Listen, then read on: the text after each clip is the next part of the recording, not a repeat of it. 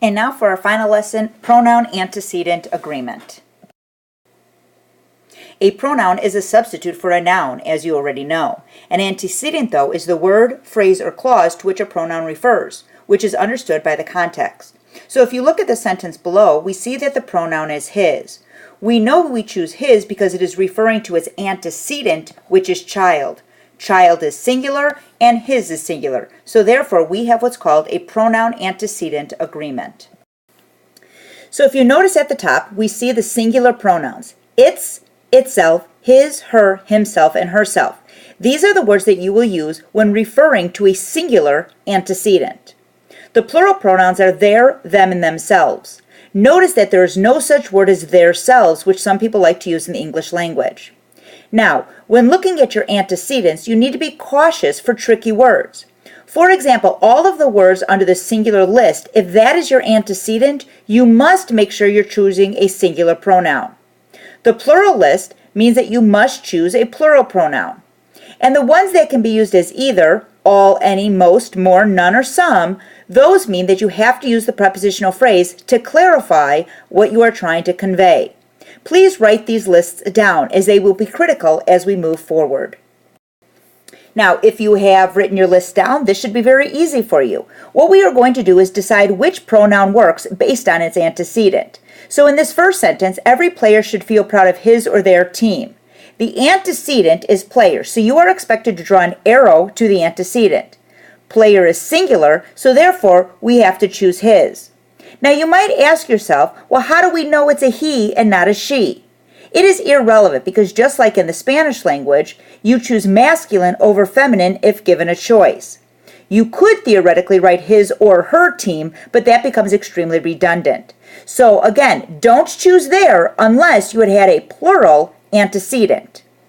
Sentence number 2. My aunt with their children went to her or their house.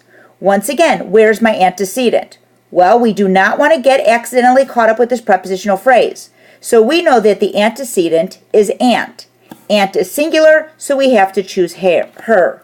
Notice that we're not choosing their because the prepositional phrase has nothing to do with the antecedent. Number 3, neither Steve nor Andy wants to grade his or their tests. Well, do you guys remember the subject-verb agreement rule when we use the word nor? It means we look only at the second subject.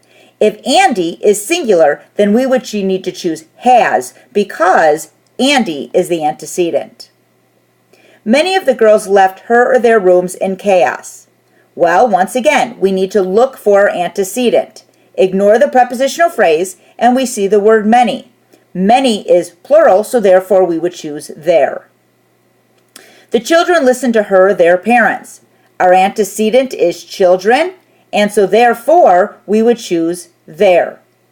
And finally, one should not worry about his or their past mistakes. Our antecedent is one is singular, so once again we would choose his. Now let's get to some more confusing ones. Some of the pumpkins rotted itself or themselves from the inside rather than the outside. Once again, we have a prepositional phrase, so we do not want to choose that. We look again and we see that some is the antecedent, but some comes off an either or list. So now we look inside the prepositional phrase. Pumpkins is plural, so therefore we would choose themselves. John bought 2 cards from Hallmark and gave it or them to me. This time, the it or them is referring to the cards. Do not always assume that the antecedent is the subject of the sentence because that's not the case. You have to use a little common sense. If we have 2 cards, that's plural, so we gave them to me. Someone at the ski resort left his or their snowboard. Well, his or their is referring to someone. One is singular, so therefore we would choose his. Everybody will receive his or their scores in the mail. His or their is referring to everybody. Notice that everybody has one body. That means it's singular. Look at your list. Therefore, we choose his. That is a common mistake in the English language. Billy and Tom will be disappointed by his or their grades on the exam. The antecedent is both Billy and Tom. So therefore, we're talking about 2 people, so the correct answer would be their. Each of us is prepared to give his or their speech on Thursday. His or their is referring to each. The prepositional phrase of us is insignificant. So each comes off the list that's singular. So once again, we would choose his. Has anyone lost her or their jacket? Once again, her or their is referring to any one. Any one comes off the singular list. Again, a common mistake in the English language. One is singular, so we would choose her. Nobody plays his or their best when the humidity is very high. His or their is referring to nobody.